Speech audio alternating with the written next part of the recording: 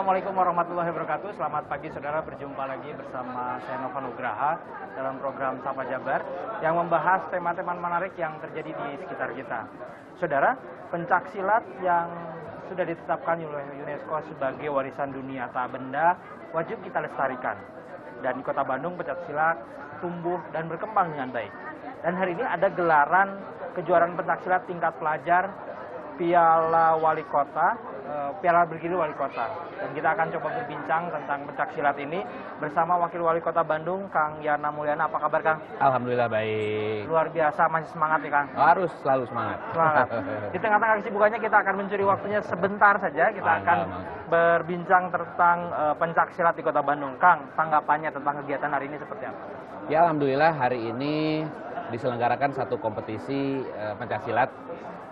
Mudah-mudahan dari kompetisi hari ini semakin banyak lahir bibit-bibit atlet potensial dari Kota Bandung yang mudah-mudahan nanti bisa berprestasi tidak saja di single event, multi event, tingkat regional, nasional, bahkan juga internasional. Karena saat ini juga kan cukup banyak lah atlet-atlet yang lahir dari Kota Bandung. Karena atlet itu kan selain mereka juga harus menguasai teknik, pikir mereka juga harus makin sering berkompetisi sehingga kematangan mental, bertanding, semakin terasah lah gitu ya. Oke, tapi selain kejuaraan Piala Wali Kota Bergilir ini, Kang, komitmen apa lagi sih dari pemerintah kota untuk pencak silat di Kota Bandung khususnya? Ya insya Allah karena pemerintah kota tentunya bermitra dengan KONI ya, KONI karena KONI itu merupakan mitra pemerintah Kota Bandung untuk di bidang olahraga. Tentunya kita dorong juga lewat KONI untuk sering juga melakukan kompetisi-kompetisi, bahkan bukan saja pencaksilat tapi hampir semua cabang olahraga itu diharapkan mereka menggelar Wali Kota Cup. Sehingga tadi semakin banyak atlet-atlet dari berbagai cabang olahraga yang lahir dari Kota Bandung ini bisa berprestasi di semua tingkatan lah ya. Artinya Pemkot komitmen juga terhadap jenjang pembinaan. Apa sejauh itu, Kang? Ya, jadi cukup banyak di cabang-cabang olahraga ini, termasuk tadi juga di pencaksilat itu melakukan pembinaan kompetisi di usia dini. Betul. Ini kan dari mulai SD, SMP, bahkan SMA. Jadi memang cabang olahraga itu tentunya pembinaannya harus diawali sejak usia dini. Oke. Kita juga tahu ada beberapa waktu lalu ada bullying terhadap siswa-siswa. Apakah ini juga dalam rangka menghindarkan siswa dari hal-hal negatif, dari gadget dan lain sebagainya, Kang? Ya setidaknya lah dengan melakukan aktivitas yang positif ya, karena olahraga itu pasti melakukan hal-hal yang positif, mengajarkan juga kita kepada sportivitas, kepada disiplin, cukup banyak. Nah mudah-mudahan dengan cukup banyak siswa-siswa atau usia-usia dini yang melakukan kegiatan olahraga ini mengurangi dampak-dampak bullying karena mereka saling bisa menghargai ya, di antara kawan-kawannya gitu ya. Dari kegiatan seperti ini, goalnya mau diarahkan kemana sih, Kang? Ya mudah-mudahan lah dengan melakukan kegiatan-kegiatan olahraga seperti ini tadi mudah-mudahan warga Kota Bandungnya sehat. Betul. Sehingga kalau sudah sehat itu kan dia tentunya bisa maksimal dalam melakukan aktivitasnya, dan mudah-mudahan ini juga salah satu arah sehingga visi Kota Bandung unggul, nyaman, sejahtera, agamis juga mudah-mudahan dari proses pembinaan lewat olahraga ini itu bisa terwujud lah. Oke. Pertanyaan masyarakat juga kadang-kadang tahun ini ada, tahun depan nggak ada lagi nggak ada. Apakah Pemkot komitmen, Kang, untuk pencaksilat ke depan seperti apa? Ya insya Allah kami juga tadi dorong agar konsistensi kompetisi seperti ini tidak saja di pencaksilat tapi di berbagai cabang olahraga juga harus konsisten dilakukan, karena tadi atlet-atlet itu harus semakin sering melakukan kompetisi, melakukan mengikuti kejuaraan-kejuaraan sehingga tadi mereka semakin sering mengikuti, semakin terasah, semakin secara mental juga semakin siap, dan mudah-mudahan tadi mereka semakin bisa berprestasi. Oke. Nah, Pemkot juga membawahi sekolah dasar dan sekolah menengah pertama SMP. Apakah juga pemerintah kota mendukung, mensupport keberadaan eskul pencaksilat di SD dan SMP, Kak? Ya iyalah, tentunya kami mendorong lewat KONI, lewat Disdik, lewat cabang olahraganya IPSI juga gitu ya, agar mereka juga bisa semakin mengenalkan, terus juga mempersiapkan sumber daya manusia pelatihnya ya, karena kalau sekarang jumlah SD kan di Bandung sangat banyak, SMP betul. Juga sangat banyak. Jadi memang sumber daya manusianya juga pelatih-pelatihnya juga harus disiapkan, yang mereka juga punya kemampuan lah ya untuk tadi bisa mengenalkan dan bisa menjadikan olahraga ini satu olahraga yang diminati dan berprestasi tentunya gitu. Terakhir kan, harapan, himbauan untuk masyarakat Kota Bandung terkait pencaksilat dan olahraga pada umumnya. Ya, jadi kalau mengenai pencaksilat tentunya ini kan karena warisan budaya ya, dan alhamdulillah juga sudah diakui oleh UNESCO. Betul. Tentunya kalau bukan kita yang menjaga budaya kita sendiri ya siapa lagi gitu ya. Jadi saya harapkan pencaksilat ini semakin bisa memasyarakat lah, sehingga ini semakin dicintai, semakin banyak anak-anak usia dini, anak-anak muda juga, milenial yang melestarikan pencaksilat. Oke, luar biasa. Kata kuncinya yaitu tadi, ada kata-kata milenial. Jadi ini juga tantangan tersendiri ya. Tantangan apa yang harus dijawab, Kak?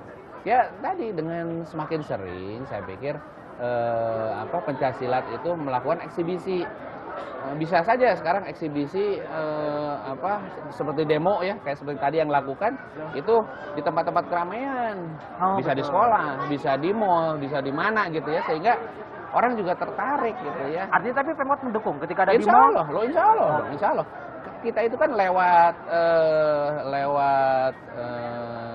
KONI juga terus mendorong kan, lewat cabang olahraganya juga gitu ya. Oke, baik. Terima kasih Kang Yana atas waktunya kita berbincang tentang pencaksilat di Kota Bandung. Luar biasa kejuaraan pencaksilat Piala Bergilir Wali Kota ini. Mudah-mudahan setiap tahun terus ada diadakan. Insya Allah. Terima kasih Kang Yana. Ya saudara, jangan kemana-mana. Setelah jeda kita akan kembali.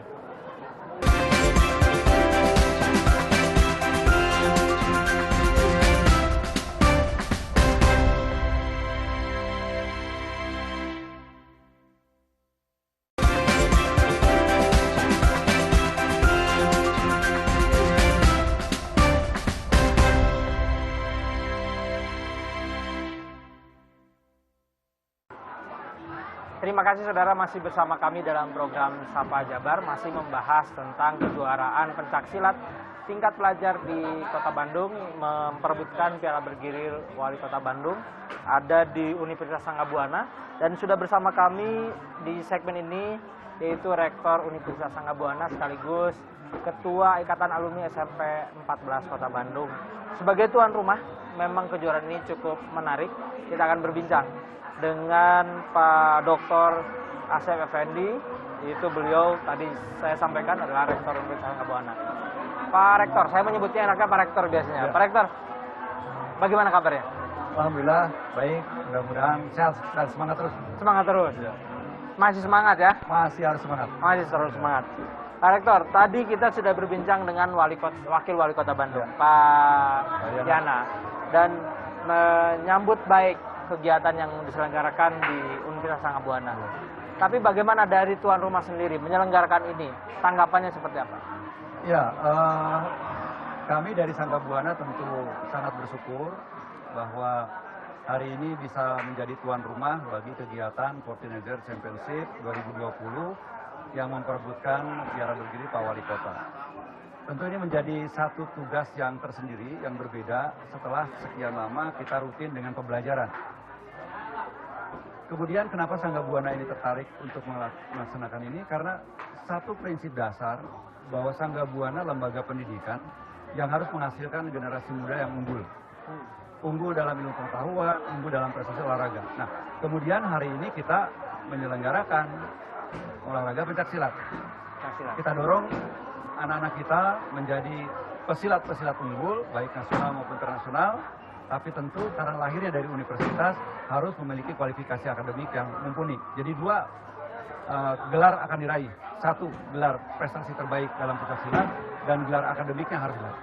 Oke. Itu prinsipnya. Tapi kami dengar juga salah satu tadi dari sambutan pembukaan sendiri ada hadiah beasiswa. Seberapa besar komitmen USB untuk mendorong pencaksilat ini terus berkembang? Ya, Sangga Buana ini punya program yang namanya Beasiswa Bakti Sangga Buana yang diberikan oleh kami kepada putra-putra terbaik yang berprestasi. Sehingga dia ketika dalam bidang kesenian, dalam bidang olahraga, dalam bidang apapun dia berprestasi, maka dia berhak untuk mendapat prioritas beasiswa dari kami. Tentu melalui proses seleksi, proses juga bukti sertifikat prestasi. Gitu ya. Nah, berapa besarnya? Besarnya itu kalau untuk S1 sekitar 50 juta. Luar biasa. Kalau D3 sekitar 40 sampai 45 juta. Oke. Begitu. Kalau kita hari ini meluncurkan 10 orang penerima beasiswa untuk juara Teenager Championship, berarti dihitung angkanya sudah keluar. Oke, 500 jutaan ya. Kira-kira angka 500 jutaan. Gitu. Tapi melihat dari potensi anak-anak hari ini, Ya. Sangga Buana melihat apakah prospektif untuk pencaksilat bisa berkembang di kalangan remaja? Saya melihat tadi pagi pertandingan yang luar biasa. Di sesi pertama, saya menyaksikan anak SD bertanding. Begitu yang satu kalah, itu menangis. Oke. Wah, aduh, saya bilang dalam hati saya, ini anak ini berarti ingin juara. Oke. Motivasinya tinggi. Punya semangat. Punya semangat. Nah, Betul. hanya barangkali takdir tadi, ketika dia fight, bertanding, dia kalah. Saya mengambil kesimpulan bahwa anak-anak kita, generasi muda kita punya keinginan berprestasi. Tinggal bagaimana dikelola, diarahkan, dilatih. Dan disupport, saya sependapat dengan pendapat Pak Wali tadi, bagaimana atau Pak Ketua DPRD kalau gitu, bagaimana ini menjadi Bapak asuh untuk olahragawan kampus ini. Oke. Ini insya Allah kita siapkan. Artinya komitmennya lebih dari tadi beasiswa, tapi menjadi Bapak olahragawan. Bapak olahragawan. Memang Bapak selain asuh. pencaksilat apa lagi yang memang dibina? Kita di sini sudah ada karate, Oh, karate. sudah ada boxer, Oke. sudah ada kempo, Itu untuk bela diri. bela diri. Yang lain? Yang lainnya anak-anak kita ada untuk futsal, Oh, kemudian oke. ada di olahraga basket, tapi itu kebanyakan adalah mahasiswa kita. Artinya semua itu selain tadi, bagaimana dengan sisi akademiknya? Apakah juga diperhatikan?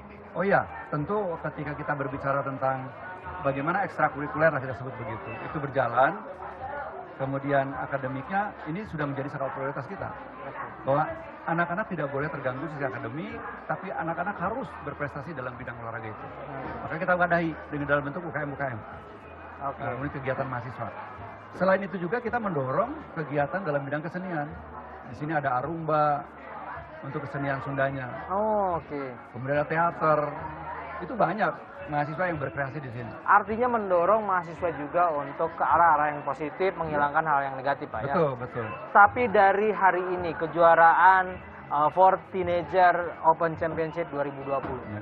goal apa yang ingin dicapai oleh Universitas Sanggabuangan? Sebenarnya begini, kalau kita bicara goals, tentu fokus kita adalah bagaimana melahirkan anak-anak remaja yang berprestasi, khususnya dalam bidang pencaksilat. Tapi tentu, kembali lagi tadi, kita ini lahir dari kampus, dilaksanakan di kampus. Besok lusa kami berharap anak-anak ini menatap masa depan yang lebih baik. Dari siapa? Ketika mereka sudah tidak bisa berprestasi dalam olahraga, tapi mereka punya prestasi akademik, apalagi bergelar sarjana. Mudah-mudahan ini memudahkan mereka untuk mengolah hidup masa depannya. Artinya punya dua prestasi. Dua prestasinya kita kawinkan. Jadi Insya Allah. satu memang dia secara akademik punya sarjana, tapi satu sisi juga punya prestasi, Punya prestasi. olahraga ya. Olahraga, ya. Tapi harapan besarnya dari Universitas Sanggabuana sendiri seperti apa, terutama untuk masyarakat Kota Bandung dan Jawa Barat pada umumnya, dari pencaksilat ini seperti apa, Pak? Ya, kami menyadari kami adalah satu perguruan tinggi yang ada di Kota Bandung. Kita sering bertanya, apa sih kontribusi perguruan tinggi bagi daerah? Kalau kami memberikan kontribusi dalam bidang ilmu pengetahuan, sudah demikian banyak. Betul. Perguruan tinggi A, B, C itu memiliki kesamaan. Kita apa difference-nya Sanggabuana? Nah, Perbedaannya, mudah-mudahan perbedaan inilah yang kita angkat pencaksilat. Oh, Sanggabuana pernah menyelenggarakan event Sangga Buana pernah jadi tuan rumah. Bahkan saking kami ingin menunjukkan keseriusan bahwa ada lebih kurang 100 atlet yang menginap di kampus ini dalam rangka event ini. Kita berikan juga konsumsinya dan sebagainya. Jadi mereka tinggal menginap, tinggal bertanding. Nah ini komitmen kita. Ada 100 orang atlet dari luar daerah. Oke, baik. Itu luar biasa dari Pak Asep Effendi yang memang sangat fokus dan concern juga terhadap pembinaan atlet dan olahraga ini. Mudah-mudahan tadi sih saya mengunci dua kata kunci yang tadi Pak Asep sampaikan adalah mengawinkan. Dia berprestasi akademik tapi juga tetap mempunyai potensi dari sisi olahraga dan berprestasi.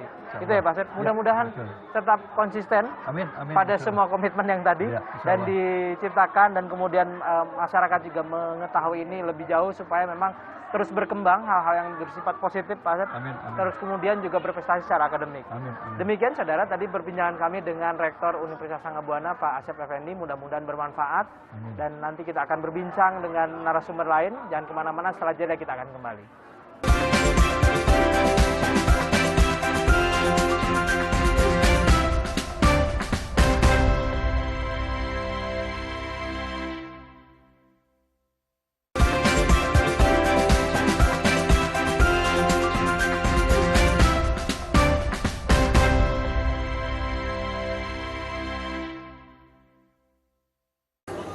Terima kasih saudara masih bersama kami dalam program Sapa Jabar, masih membahas tentang kejuaraan pencaksilat tingkat pelajar Piala Bergilir Wali Kota Bandung.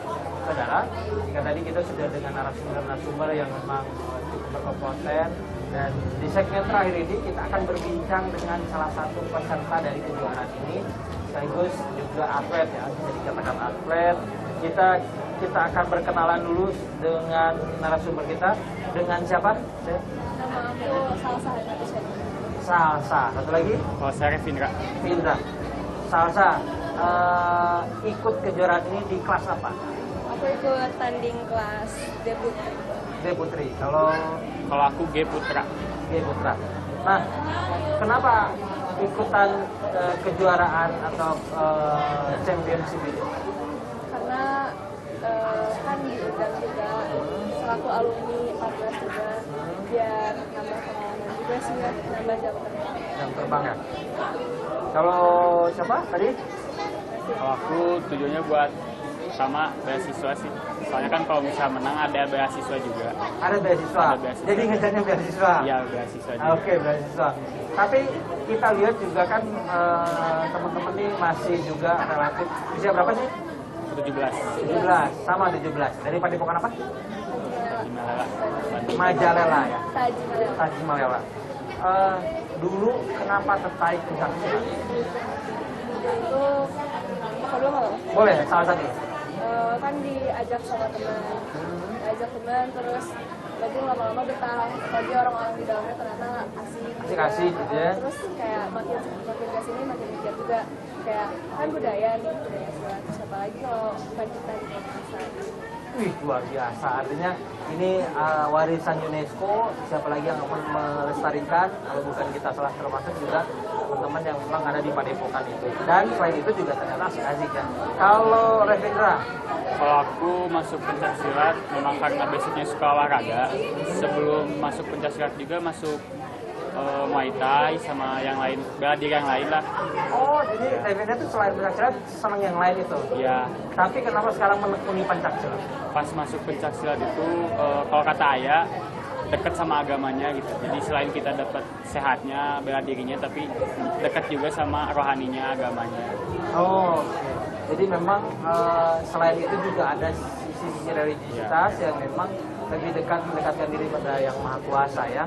Nah, tapi melihat hari ini ada pagelaran atau kemudian ada for Teenager Open Championship ya 2020, tanggapannya seperti apa? Dari salah satu dulu. Bagus ini ya, nggak nyangka apa bisa sebagus ini, apalagi gedungnya nyaman terstruktur aja, contohnya lebih bagus aja di tempat dan areanya. Oke. Tapi dari keseluruhan ada banyak juga kompetisi. Siap menghadapi ini? Siap ya. Kalau Reverindra aja nih, melihat kejuaraan hari ini seperti apa? Bagus sih, banyak yang ikut, antusias orang Bandung juga banyak lah yang ikut, soalnya bisa jadi wadah juga buat pesilat-pesilat di kota Bandung buat ikut turnamen juga. Tapi kalau bicara tantangan pasti ada saja tantangan dari dari kegiatan-kegiatan yang sifatnya positif. Melihat tantangannya, apa sih sebetulnya yang harus kalian hadapi ketika memang menekuni dunia pencaksilat? Salah satu Karena sih pasti mau dimanapun kalau menekuni sesuatu pasti ada jenuhnya. Ada pasti ada jenuhnya. Jadi kayak harus melawan diri sendiri aja gimana cara kita kerja jenuh pencaksilat. Itu tantangan internal sih buat eksternnya. Terus eksternalnya kayak orang-orang Bandung itu masih ada beberapa yang menganggap pencaksilat itu nggak terlalu gimana gitu. Belakangan ini karena semakin dirangkul sama SEA Games apalagi yang banyak hasil medali, ya pandangan orang-orang juga berubah pencaksilat. Jadi lebih respect aja. Nah, untuk menangani kejenuhan di latihan atau di pencaksilat ini gimana caranya? Kalau biar gak jenuh, balik lagi ke motivasi diri sendiri sih. Terus udah itu cari hal-hal unik aja biar gak jenuh, tapi jangan sampai nggak latihan. Artinya konsisten tetap latihan, terus kemudian sama teman-teman punya kreasi-kreasi menjadi tidak jenuh. Kalau Reverindra gimana? Oh, tantangannya sih dari diri saya sendiri, kalau bisa malas latihan, kalau bisa jenuh sama. Terus ngebagi waktu buat sekolah sama antara sekolah sama latihan silat harus seimbang lah. Oke.